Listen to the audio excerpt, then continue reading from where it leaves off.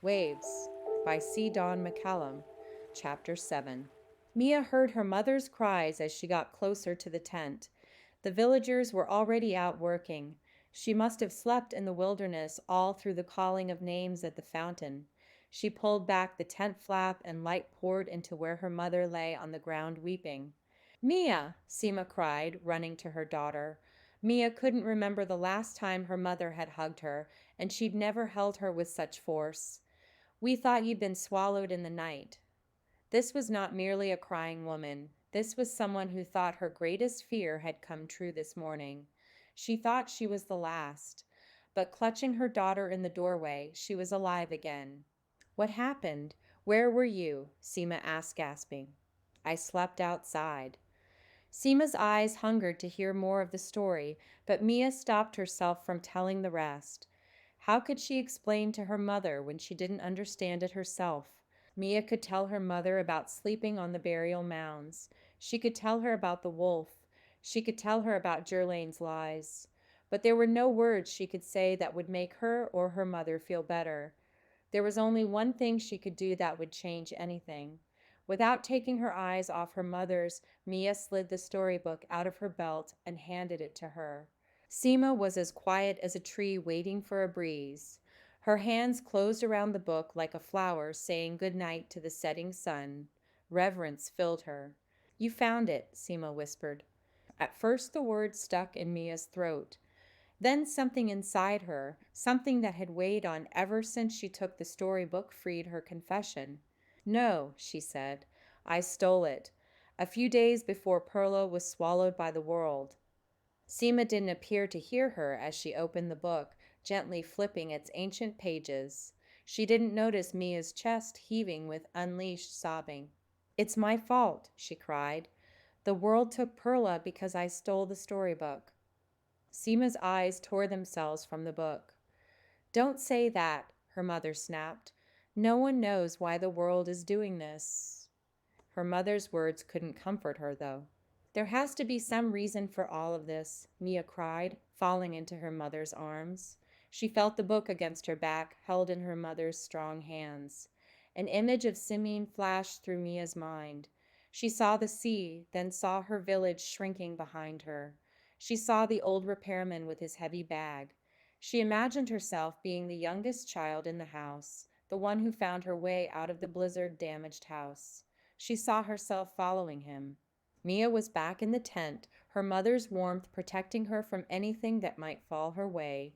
Her sobbing stopped, and she let herself sink into her mother's body. Just as she let herself disappear, Seema spoke. Gerlain didn't come to the fountain this morning. The words washed over Mia like a quiet ripple. She was calm. She was quiet. She didn't think, he's just in the wilderness. He'll be back like she normally would. She could feel it in the air, or maybe it was something that pulsed up from the ground. Gerlain hadn't broken his promise of coming to the fountain.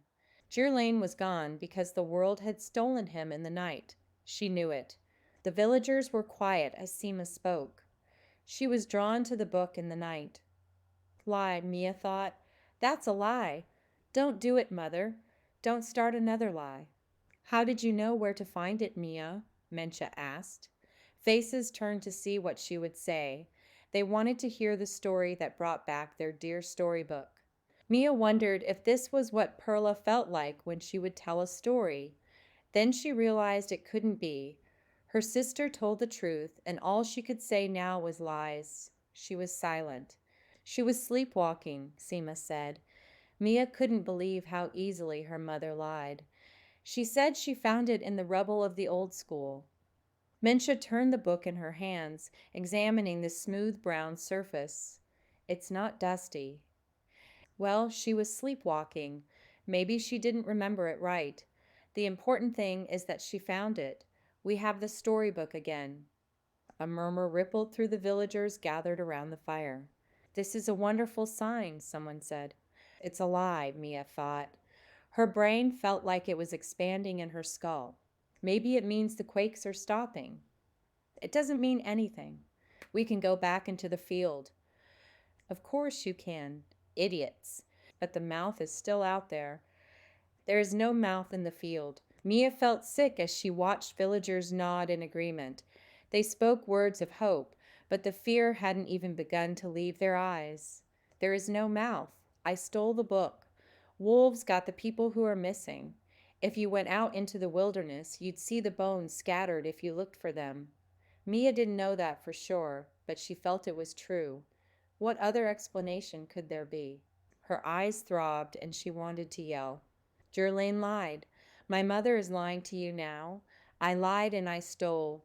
Everything's falling apart because of all these lies. We have to stop before there's no one left, before everyone wanders off to the wolves in the wilderness. She trembled from all the words she wanted to say, but she couldn't say a word. Maybe this was why Ulsa never talked. Mia looked at the silent woman sitting at Mencha's side. She probably can talk, she thought. She probably chose to stop talking a long time ago. There's nothing worth saying to these people. All they want to hear is lies. Mia felt her mouth open. Her body pulled a breath in without her noticing. A sound came out of her throat, and before she knew it, she was talking. I'll work in the fields, she said. Burning limbs in the fire crackled and fell under the intense heat. There was no other sound. I'm not afraid. More words came to her mind, but she kept those to herself. These words were a promise, a code she would live by even if she had to hold her tongue for the rest of her life. I've told my last lie. Another wave of lies and superstitious speculation ripples around the fire, but she didn't listen. She kind of felt sorry for them. She couldn't look them in their eyes without feeling sad. The world is hard enough to understand without clouding it up with lies. There was only one pair of eyes she could look at. Ulsa's eyes met hers. A tiny smile turned up the corners of the silent woman's mouth. This was the only person she could trust now. But how much did Ulsa know about Mia and all the things she'd done? Why should Ulsa trust Mia? She would earn it. She would work hard in the field tomorrow and show no fear if that's what it took. She would sleep in the tent with Mencha lying in Perla's place. Even if Ulsa didn't know a thing about the wrong she had done, Mia would work to earn her trust. That was the only good she could do in this world. Thank you for listening to Chapter 5 of Waves by C. Don McCallum. If you're enjoying this story, please consider sharing it with someone you know. And please like the video and subscribe to this channel to help others discover these stories.